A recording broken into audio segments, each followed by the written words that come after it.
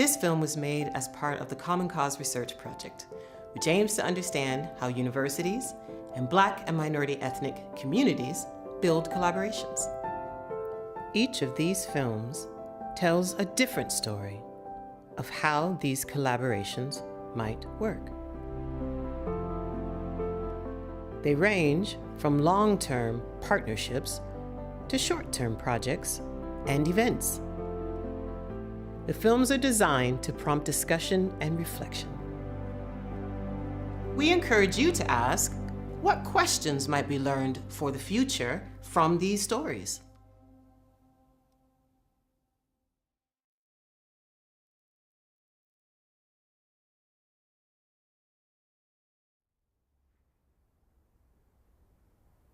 Hidden Histories of World War I, to work with a remarkable group of Sikh women from Leicester, the Social Sisters, to create a large, multi-panel tapestry telling the story of their community's rich global history before, during and after World War I.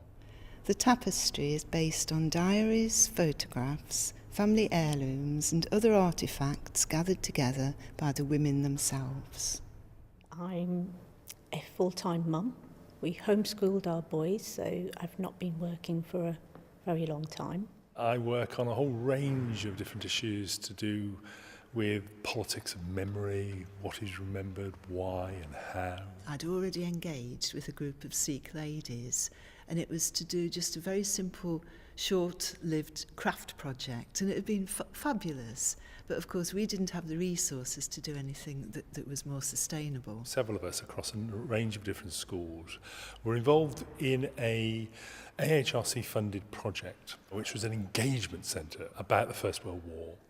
And therefore we had quite a nice pot of money to explore how different communities within Britain who might not normally feel that the First World War is part of their heritage, part of their story, part of their history. How did they help with this project? They helped a lot because they gave us the money. Sorry.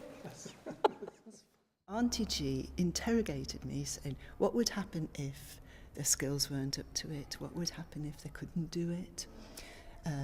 What would happen if they didn't understand what the academics were saying? Initially, Auntie was very, very nervous and she says, don't think we can do it at all. But then finally felt, yes, perhaps they would be able to do it. They nominated someone to represent them. It was Satwant Auntie who actually approached all the ladies who are in the group now individually and asked them if they would want to be part of this. And, there's 14 of us and we all said yes. The task we set ourselves was to try and work out a project that would work for us as a group of academics, where we could talk to them, tell them what we thought were interesting, broader questions they might want to think about, but also, and much more importantly, learn from them, those women, about their own history, the history of their community, and the types of activities and practices that they were more expert in than anybody else. 2014 is when we all got together.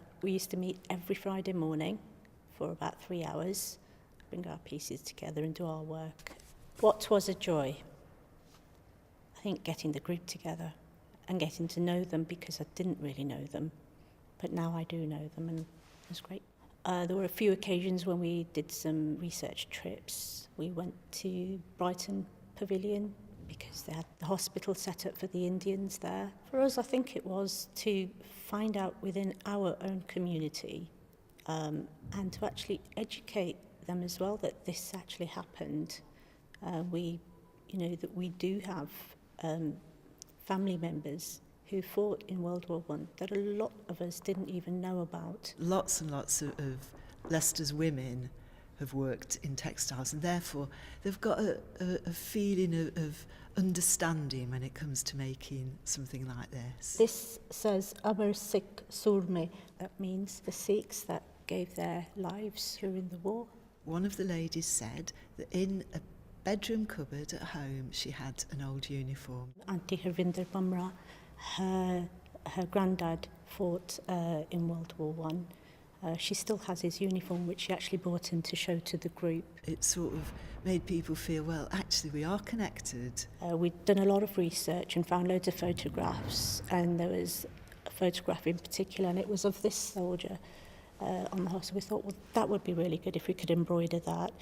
And then next thought, so what else should go on there? We all did a little bit of research and came up with these pictures. Our 10th Guru, Guru Gobind Singh Ji, in the Sikh religion, his prayer is used amongst all the Sikh armies. My Punjabi is not brilliant, so... Basically,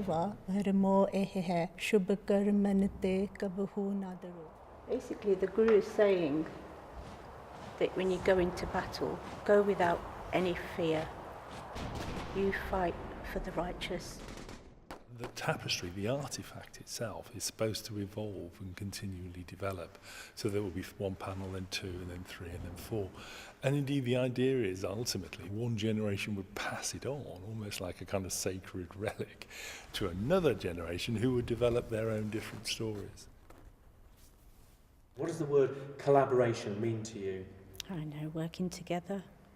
Collaboration is a good way of thinking about it, but I actually prefer a different term, which is the concept of co-production. The model of co-production is much more about equality between researcher and researched, to the point whereby that distinction becomes not only to blur, but to break down completely. One of my colleagues that was involved with me in the project, he is a real expert on Delhi. He was able to talk to women from that community who have a direct memory of the city that he studies in the period that he's particularly interested in. So there was an extraordinary sense of the power of the diaspora, that you can go to Leicester and get a memory about Delhi. I think just seeing it at the end, just thinking, oh my God, we did that. And it looks amazing.